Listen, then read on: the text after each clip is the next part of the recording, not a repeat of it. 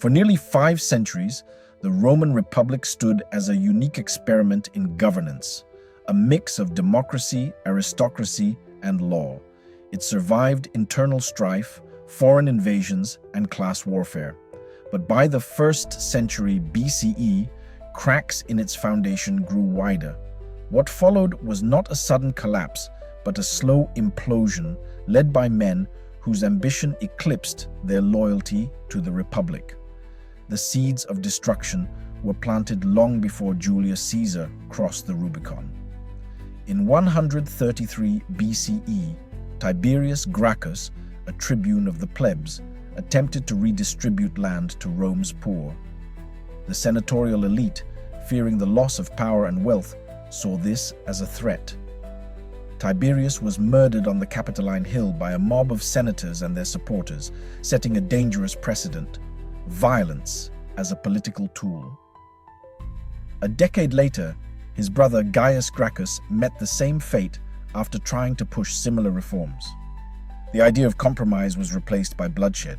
Rome's expansion had created vast economic inequality.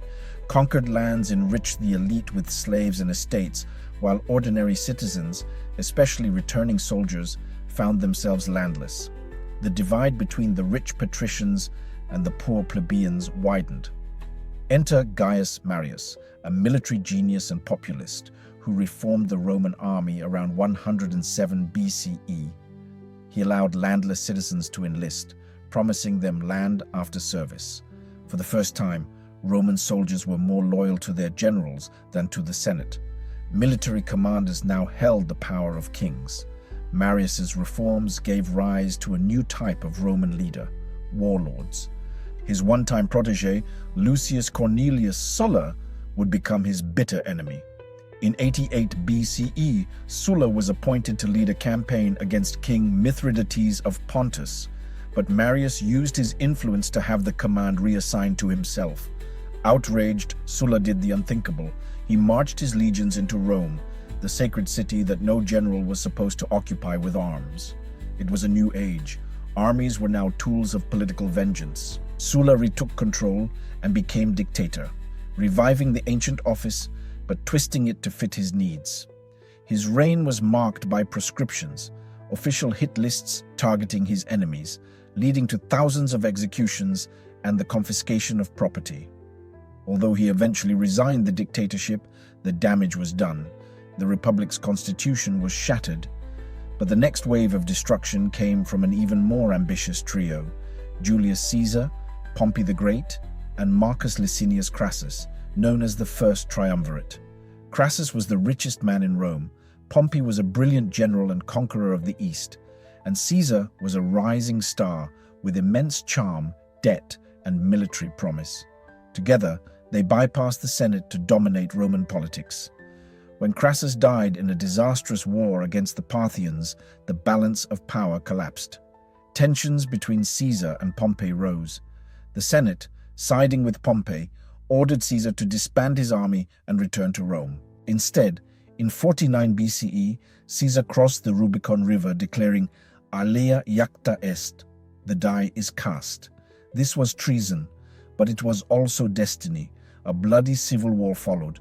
Pompey fled to Egypt, where he was assassinated. Caesar emerged victorious, returned to Rome, and became dictator for life. Some welcomed the stability, others feared tyranny. On March 15th, 44 BCE, the Ides of March, Caesar was assassinated by senators, including his close friend Brutus. They believed they were saving the Republic. Instead, they unleashed chaos. Caesar's death ignited another civil war.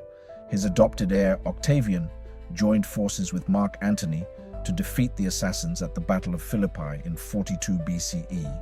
Then Octavian and Antony turned on each other. Antony allied with Cleopatra, Queen of Egypt, enraging Rome and Octavian alike. The final war between them ended at the Battle of Actium in 31 BCE. Octavian crushed Antony and Cleopatra's forces. They both committed suicide. In 27 BCE, Octavian took the title Augustus, becoming the first Roman emperor. Though he kept the illusion of republican institutions, all real power rested with him. The Republic had died, not with a bang, but with a series of knives, betrayals, and power plays. What began as a system of shared governance collapsed under the weight of ambition and militarization. Rome was still mighty, but it was no longer a republic. What had once been res publica, the public affair, was now the domain of emperors.